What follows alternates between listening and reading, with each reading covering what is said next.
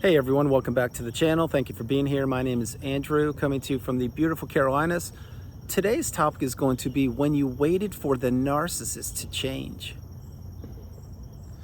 Think about that for a minute. Everyone, if you like the content, please like, subscribe, and share. So change, what is something that is changing? Well, you're changing. The narcissist is actually changing themselves, but what do they change? They change the mask that they wear. They change the manipulating techniques that they administer on people. You have changed yourself because you're on the channel, you're in the community, you're getting your cup full, and you're understanding that the narcissist, the only thing they change is that mask. You see, the narcissist wanted you to change. They wanted to change you. Think about who you were before you met the narcissist. You were a kind, loving, stable, healthy person. And then you met the behemoth, the juggernaut, the narcissist, and they tried their best to change you. They try to change everything about you. Think about your haircut. They probably changed that. Think about the food you ate. They probably changed that. Think about your sleeping patterns. They definitely changed that. Think about who you saw or who you communicated with. Yeah, they changed that too. Think about your day-to-day activities. Example, your hobbies. Did you still use or did you still participate in your hobbies? You probably didn't. See, they changed that as well. They changed everything that they could about you. They changed your mindset. They changed your belief in humanity. They changed your belief in people in general. They changed what trajectory or the trajectory of your career. You see, this is what the narcissist wanted to do. It's what they're doing right now. It's what they did before they met you. It's what they will be doing tomorrow, and as long as they're gallivanting the globe. But when you were waiting for the narcissist to change, this is what they wanted. This is what they were banking on. You see, the narcissist will only change if it serves them. They will only change if it benefits them. Think about the mask they wore when they met you. Okay, well, they probably approached you as a victim or as A, B, and C person. Well, what did they do? They learned about you. They did their homework on you. They did the reconnaissance about you. They figured out what made you tick. They learned about your hopes, dreams, aspirations, your past relationships, your present circumstances, where you wanted to go in the future. And they assimilated themselves with you. And slowly, they insidiously said to themselves, wow, I'm getting close to this one. I am really figuring out a lot about them. I am taking mental notes. I am watching them. I'm seeing their behaviors. I'm studying them when we're in cars. I'm studying them when we are at events. I'm studying them when they're sleeping and I'm on one of my 3 smartphones getting their replacement in the future. This is what the narcissist did. It's what they're doing right now. It's what they will always do. But what the narcissist was doing was trying to figure out how they could change you for their benefit, not for your benefit, for their benefit.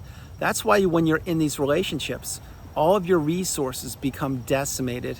Your health, your time, energy, love, empathy, your network, your status, your hobbies, your social circle, your time, everything gets crushed because you are putting the narcissist, or you were putting the narcissist high up on a pedestal to the detriment of yourself. And this is all by design. It's what the narcissist does.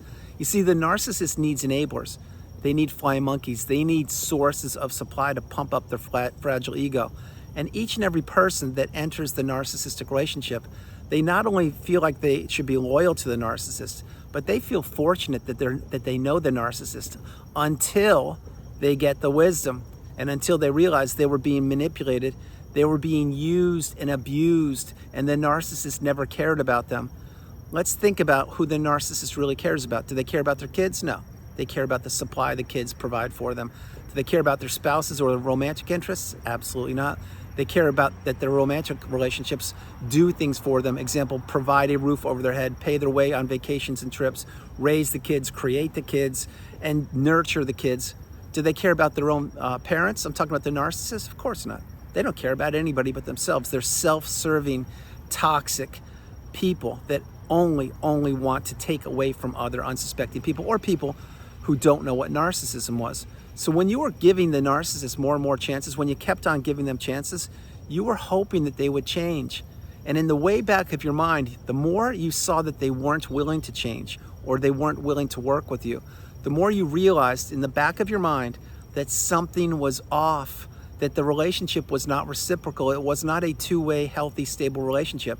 But you couldn't wrap your head around that somebody who professed or claimed to love you, maybe even be in love with you, that their actions wouldn't match their words. And the longer you stayed in that relationship and the more fighters you were putting out that the narcissist was starting intentionally, the more you realized that something was wrong. This is why every time when the front door would open, you were always holding your breath, because you were walking around on eggshells. You could not figure out who would open the front door. Would it be Dr. Jekyll or would it be Mr. or Mrs. Hyde?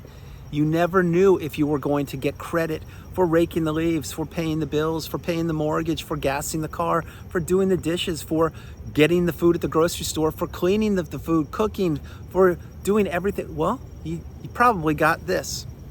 Nothing. Because it was expected that you would be doing these things. And the narcissist would throw it back in your face. They would tell you, I didn't ask you to do that.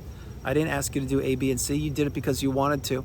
You see, the narcissist, they're always having one foot in the relationship and one foot out of the relationship. They're always looking for the next new shiny object. They're always looking to see when the current source of supply, which was you, when they will figure out something. They will figure out perhaps that that person was the narcissist, or that person actually doesn't care about them, etc. So again, when you were in the relationship, there would be times that you would be catching on to the narcissist. You didn't know that they were a narcissist, but you'd be catching on that something was wrong. And you would be perhaps saying things to them like, hey, what's going on here? I thought that you were coming home at 7 because we had dinner planned, and you're not home till 9:30, and it's a Friday night, and this is 3 weeks in a row, and I ate again by myself, and I don't get what you're doing. And then they would look at you like in disbelief, like, what's your problem? You're so insecure. I don't get this. So what? Can't you have dinner by yourself? I had to do the same thing. I was stuck at work. I was stuck in traffic. There was a late client that came in. I don't know. What's the big deal? I only have problems with you. And then what would they do? Maybe they'd run upstairs, grab a shower, and then put different clothes on and go back out. And then maybe you wouldn't see them till Monday morning, and you'd be wondering where they were, who they're with, what they're doing. Well, they were punishing you for being you.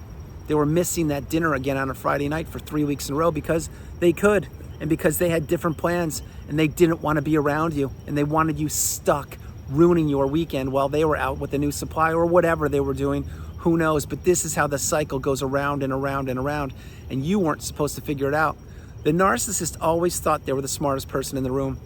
They thought that they could always pull one over on you. They would always be able to manipulate you and control you. And that was correct for the length of that relationship. But then something snapped, something broke, something gave, and you figured out that the needle in the haystack was right there in front of you. It was what the narcissistic abusive cycle was, which was what the relationship you were a part of. When you figured that out, you probably sat down on the couch or maybe crashed to the ground and said, you have to be kidding me. This is what it was? I can't believe this. I gave this person everything. I did whatever I possibly could to continue to maintain that relationship, and this person never loved me. This person never cared about me. All they looked at me as was an opportunity. Well, unfortunately, yes, yes, and yes. You see, the narcissist, they never ever want people to figure out who they are. The narcissist is a shapeshifter. They're a dark energy force or dark energy source, and they will drift any which way the wind blows. They don't care about people as beautiful, bright, shining lights or as human beings. They care about what people provide for them. And now you're learning that, you're figuring it out. And this is why when you were waiting and you were giving the narcissist so many chances, this is why they were just watching you. They were watching you up close. They were watching your mannerisms. They were watching the words you used. They were watching how quick or how slowly you responded or reacted to them. They were watching how you closed the front door when you left. In other words, did you close it properly or did you slam it? They were watching how you tolerated their poor behavior in the kitchen when they would slam cupboards or break dishes or leave the sink filled to the top with all the dirty dishes from a couple days because they didn't want to do it and they were waiting to see if you would do it. You see, these are all the mind games of the narcissist. This is what the narcissist does. They want to get people stuck in that loop of manipulation. They want to keep people trapped in the narcissistic fog. They don't want people to ever break the trauma bond. They don't want ever people to see behind the mask. They don't want people to heal. And this is what the narcissist has done. This is why the narcissist keeps people around them that are subservient to them or that are caught up in the belief of the mask. This is why the narcissist needs enablers. They need flying monkeys, etc. Because the narcissist cannot stand on their own 2 feet. They need people, and they need to be needed, and they need to know that people are thinking about them. Think about why the narcissist can't sit still. Well, I'll tell you why they can't sit still. One, because they're always on the go. They're always looking to do something.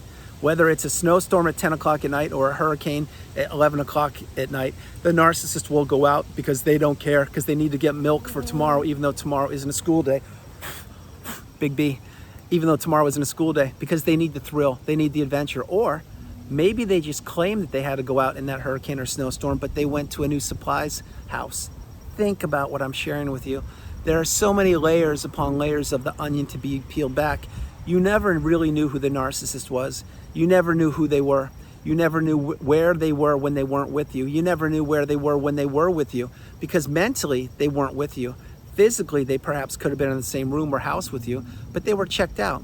They were thinking about when to end that relationship. They were thinking about when to get the last dollar amount from you. They were thinking if you were going to continue to give them chances. They were thinking about if they could just get the car payment from you 3 more months, then they could be gone.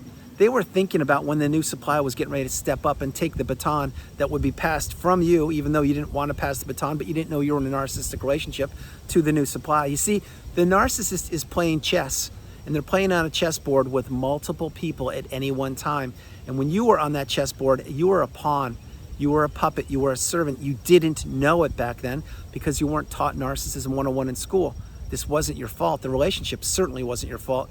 If the narcissist had walked up to you and given you the 2-page report and said, here's who I am, read this is what I'm going to do to you. You want to enter that relationship? You would have said thank you, but no thank you. Lose my number. I don't want anything to do with you.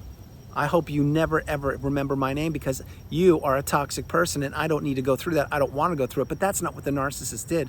You see, they had multiple pawns that they were moving around the chessboard at any one time. And your time to be in that relationship, meaning the grade A supply, was for that length. And then once your pawn got knocked off by the opponent's king or queen, whatever it was, well, then they got a new pawn and inserted that pawn. This is why the narcissist is always 3 steps in front of anybody that doesn't have the wisdom on the narcissistic abusive cycle. But then what happens? When you finally find that needle in a haystack, that's when you call checkmate. That's when you go no contact, you block the narcissist, you delete them, remove them and all flying monkeys and people associated with them. That's when it's game, set, match, you win. Now remember, life isn't a game, but to the narcissist it certainly is. It's a game of accumulating broken hearts, accumulating money, accumulating anything they possibly can, and to keep people stuck and trapped in the narcissistic fog. That's not how you look at life. You look at life as an experience to be cherished, to be relished, to be honored, to be appreciated, to be experienced, and to be shared with another person or people. It's not what the narcissist sees. They look at your empathy as weak. They look at your love as foreign. They look at your money as theirs. This is what the narcissist does. It's what they're doing. It's what they will always do. That's why when you continue to give them chances, as many chances as you gave them, they would take every single one of them, knowing it was another opportunity to abuse you any way they wanted to, knowing that you would continue to work on the relationship and work for them, giving to a fault, maybe even being a people pleaser, and they would take advantage of that. That is why once you realize who these people are, meaning toxic, narcissistic people, you need to run for the hills. You need to get away from these people as fast as you possibly can. You shouldn't be oversharing. You should be going no contact. If at all possible, relocating. You should really slow your life down and process things and understand what narcissism is and understand how it affected you for a period of time, and really wrap your head around that there are many people out there that don't have your best interest at heart. There are many people out there that aren't who they say they are. And there are many people out there that are envious and jealous of you.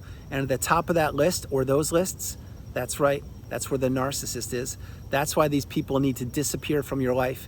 They need to become smaller than a speck of dust below your shoe, and they need to be staying in the rearview mirror as you are moving forward, leaving them in the past. This is the path. You really need to understand that when you were giving them some more chances, or waiting to give them more chances, that was who you were before you knew what narcissism was. Now you know.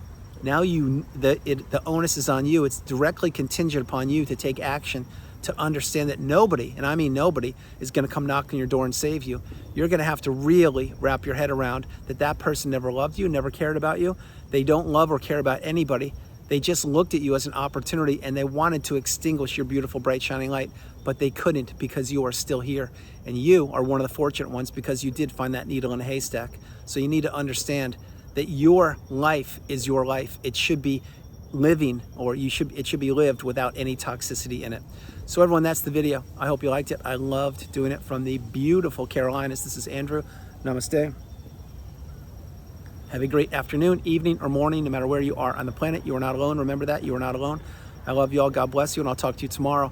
Remember, when you were giving the narcissist chances, you didn't know what you know now. Now you do know, so you can't give the narcissist any more chances. They need to be cut out now. I love you all. God bless you, and I'll talk to you tomorrow. Bye, everybody.